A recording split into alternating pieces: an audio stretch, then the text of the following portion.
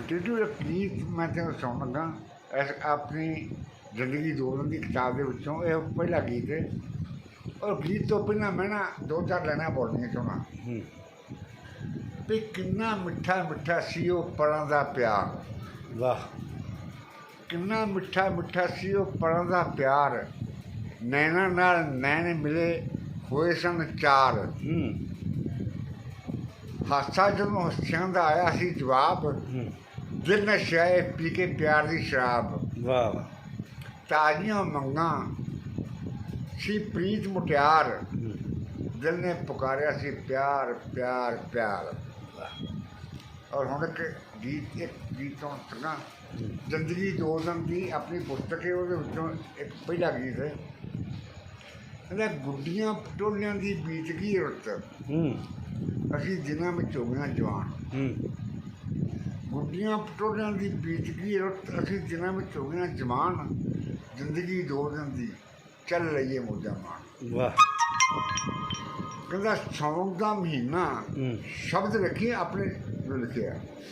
ਸਾਉਣ ਦਾ ਮਹੀਨਾ ਫੁੱਟੀ ਧਰਤੀ ਦੀ ਹਿੱਕ, ਆਈ ਕਲੀਆਂ ਦੀ ਆਸੇ ਦੀ ਸੁਗੰਧ ਨਹੀਂ। ਪਿੰਡਾਂ ਅਤੇ ਸ਼ਹਿਰਾਂ ਉੱਤੇ ਫਿਰਦਾ ਸਪੈਦੀ, ਤੁਰੇ ਅੰਬਾਂ ਹੌਲੀ ਹੌਲੀ ਚਾਂਦਨੀ।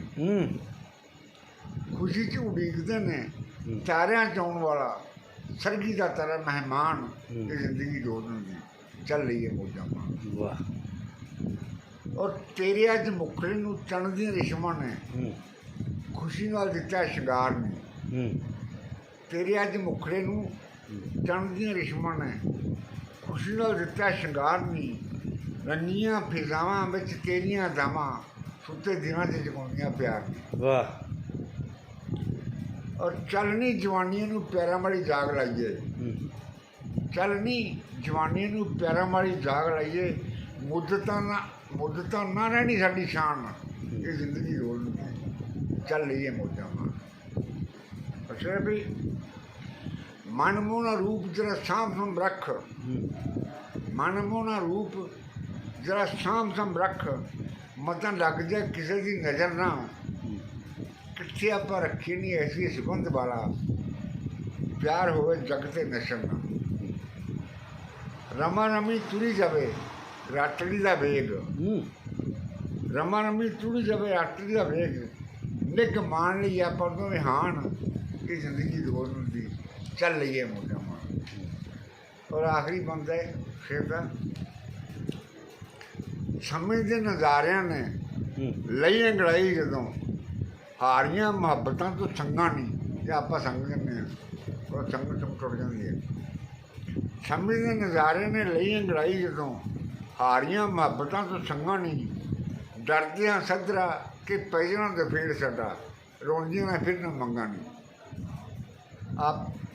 ਆਪੇ ਹੀ ਬੁਲਾਵਾ ਦੇਵੇ ਆਪ ਤਾਂ ਉਹਨੂੰ ਪਿਆਰ ਪੈੜਾ, ਮੰਗਦਾ ਜਵਾਨੀਆਂ ਦਾ ਦਾਨ। ਇਹ ਜ਼ਿੰਦਗੀ ਰੋਲ ਚੱਲ ਰਹੀ ਹੈ ਮੋਜਾਂ ਮਾਣ। ਇਹ ਆਪਣੀ ਕਿਤਾਬ ਦਾ ਪਹਿਲਾ ਗੀਤ ਹੈ ਔਰ ਆਪਣੀ ਜਵਾਨੀ ਜਿਹਨਾਂ ਵਿੱਚ ਲਿਖੀ ਹੋਈ ਕਿਤਾਬ ਹੈ। ਹਰਦੀਪ ਸ਼ਰਾਜ਼ੀ ਨੇ ਇਹਨੂੰ ਅਨੁਵਾਦ ਕੀਤਾ, ਇਹਦੀ ਸੰਪਾਦਨਾ ਕੀਤੀ ਹੈ। ਔਰ ਮੈਂ